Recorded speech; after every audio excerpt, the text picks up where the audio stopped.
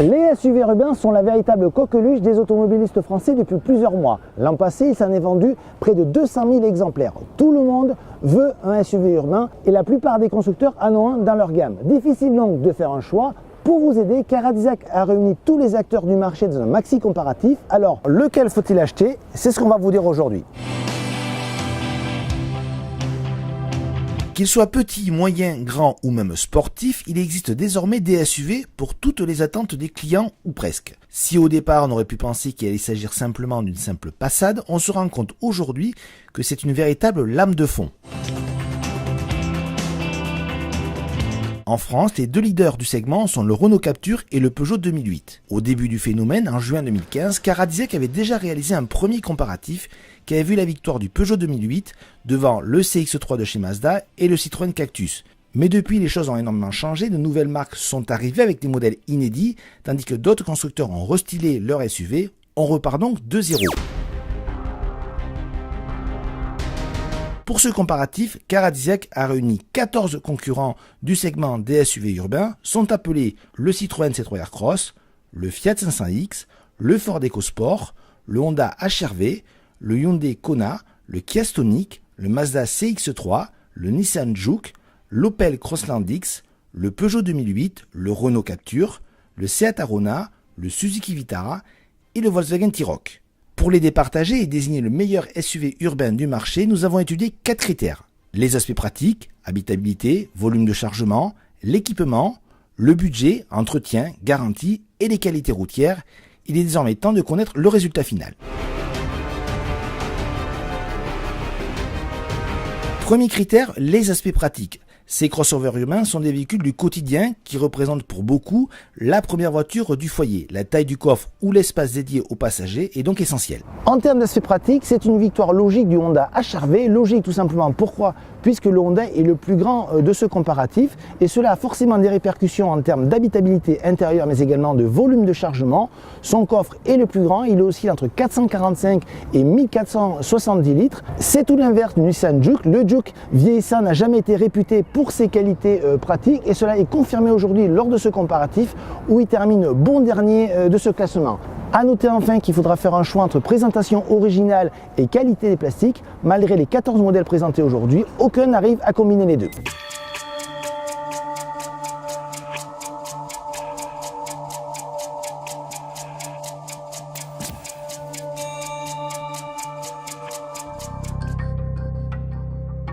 Second point, l'équipement. Seulement 1 290 € sépare le plus cher du moins cher parmi nos 14 protagonistes, mais pourtant on trouve de sérieuses différences en matière de dotation d'équipement de série. Lequel remporte cette confrontation? En matière de rapport prix-équipement, on a une championne qui se détache très nettement, il s'agit de la Suzuki Vitara. C'est pourtant l'une des moins chères de ce classement, mais elle en offre beaucoup, avec notamment deux séries, les feux à LED, le régulateur de vitesse adaptatif, la navigation, la climatisation automatique Bizone, la sellerie cuir Alcantara et même la caméra de recul. À l'autre bout du classement, par contre, le vilain petit canard, le bon dernier, il s'agit sans aucun doute du Volkswagen T-Roc qui lui est en milieu de classement question tarif et qui en offre le moins. Vous n'avez même pas à ce prix des jantes alliage ou même la climatisation automatique.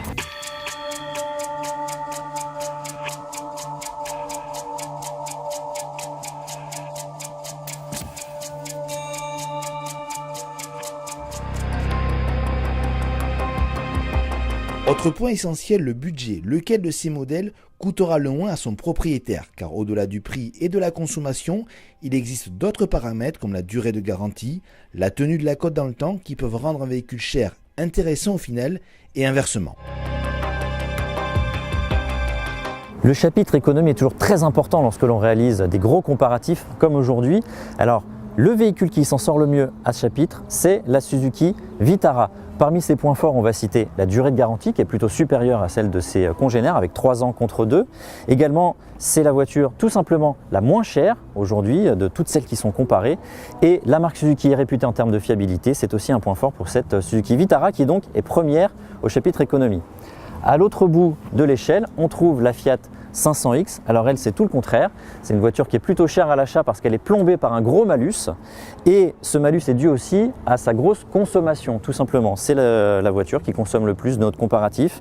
Et en plus, la marque Fiat n'est pas réputée en termes de cote et elle décote assez rapidement. Et donc cette Fiat 500X pâtit de cet état de fait. Donc c'est la lanterne rouge de notre comparatif.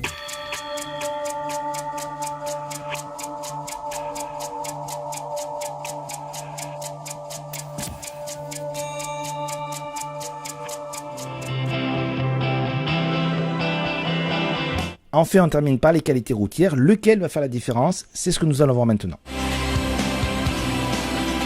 La première chose à savoir, c'est que beaucoup des concurrents de ce comparatif sont des jumeaux techniques. Certains partagent les mêmes motorisations, d'autres les mêmes boîtes de vitesse, parfois même les mêmes réglages châssis. C'est pourquoi il a été assez difficile d'en faire sortir un du lot. Et pourtant, le nouveau C3 Aircross s'en sort vraiment très bien. C'est l'un des plus homogènes, c'est-à-dire qu'il allie le confort, la sécurité et le dynamisme.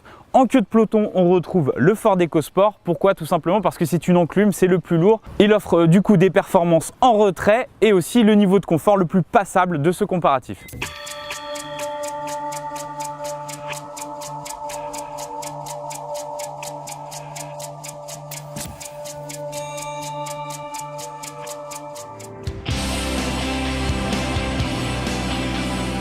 Voici l'heure du verdict final et la victoire de ce grand comparatif revient au Citroën C3 Aircross qui remporte la partie dynamique mais également est très bien placé au niveau des tarifs. À la seconde place, on retrouve à égalité le Seat Arona et le Suzuki Vitara. Autant le dire tout de suite, la seconde place du japonais peut surprendre mais il a remporté la catégorie prix mais également équipement. A noter que le 7 lui se débrouille bien sur la route et mais également en termes d'aspect pratique.